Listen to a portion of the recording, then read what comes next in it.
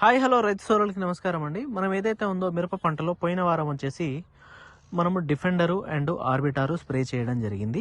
ఆ తర్వాత మనకి తుఫాన్ ఎఫెక్ట్ అనేది కనిపించింది. ఆ ఎఫెక్ట్ తర్వాత నల్లి రావడం కూడా జరిగింది.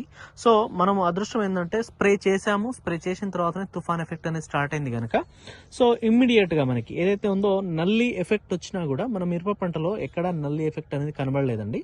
ఒకసారి మీరు గమనించినట్లయితే ఒకసారి చూపిస్తాను చూడండి. ఇది స్ప్రే చేసిన తర్వాత మనకి ఇది స్ప్రే చేసే ముందు నేనేం చెప్పాను, మనకు మిరప పంటలో వచ్చేసి పై ముడత కింది ముడత రెండు క్లియర్ అయిపోతుంది. అలాగే మంచి గ్రోత్ వస్తుంది, స్టెప్ వస్తూ ఉంటుంది, పైన మొద్దుబారిపోయిన తోటకు కూడా చాలా చక్కటి క్రాప్ వస్తుంది అని చెప్పేసి కూడా నేను చెప్పడం జరిగింది. దాని ప్రకారమే మనము ఏదైతే ఉందో మిరప పంటలో మీకు చాలా బ్రహ్మాండమైన గ్రోత్ అనేది స్టార్ట్ అయిపోయింది. ఒకసారి చూడండి, గ్రోత్ అండ్ పూత ఎక్కడ చూసినా కూడా చాలా చక్కటి గ్రోత్ ఉంది.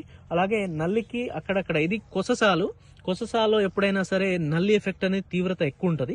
అయినా కూడా ఇదంతా క్లియర్ చేసి చాలా చక్కటి గ్రోత్ అనేది ఉంది. ఒకసారి చూడండి, ఇది కొససాలు మీరు గమనించవచ్చు. ఇక్కడ కొససాలు ఇది వచ్చేసి ఎకరం బిట్టు. నేను కామన్గా అక్కడ వీడియోలు తీస్తూ ఉంటాను. ఒకసారి చూడండి ఎంత బ్రహ్మాండమైన గ్రోత్, అలాగే ఎంత చక్కటి పూత వస్తూ ఉందో. ఇంత కాపు సెట్ అయిపోయిన తర్వాత కూడా పై ముడత కింది ముడత లేదు, ముడత మొత్తం ఇచ్చుకొని వస్తుంది. అలాగే చాలా చక్కటి గ్రోత్ అనేది ఉంది మిరప పంటలో మీరు చూసినట్లయితే. చూడండి ఒకసారి. సో ఇది స్ప్రే చేసిన తర్వాత మనకి ఎర్రనల్లి ఎఫెక్ట్ తీవ్రత అనేది అసలు లేదు మనకి మిరప పంటలో వచ్చేసి. గ్రోత్ బ్రహ్మాండంగా కనిపిస్తూ ఉంది. దీని మీద ఇమ్మీడియట్ గా పూత అనేది కనిపిస్తూ ఉంది. మనకు కావాల్సింది అదే మేజర్ గా. మన కాప్ సెట్ అయి ఉంది అంత ముందే కొనల వరకు. అలాగే ఈ గ్రోత్ అనేది మీరు చూసినట్లయితే కింద కాప్ అనేది ఉంది, పైన గ్రోతింగ్ అనేది కనిపిస్తూ ఉంది ఇమ్మీడియట్ గా.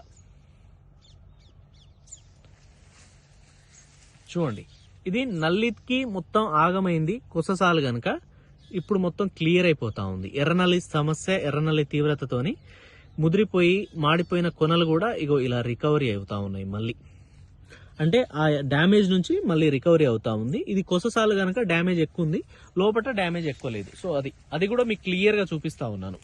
ఒకసారి చూడొచ్చు ఎంత చక్కటి గ్రోత్ వస్తూ ఉందో. ఆ గ్రోత్ కి ఇమ్మీడియట్ గా మనకి పూత అనేది కనిపిస్తూ ఉంది. మళ్ళీ పూతలు చూడండి ఒకసారి. సో ఇదండి, చాలా బ్రహ్మాండంగా కనిపిస్తూ ఉంది. ఇక్కడ కూడా చూడొచ్చు, ఇదైతే ఇంకా కొత్త చెట్టు. ఈ చెట్టుకి నల్లి డ్యామేజ్ జరిగింది.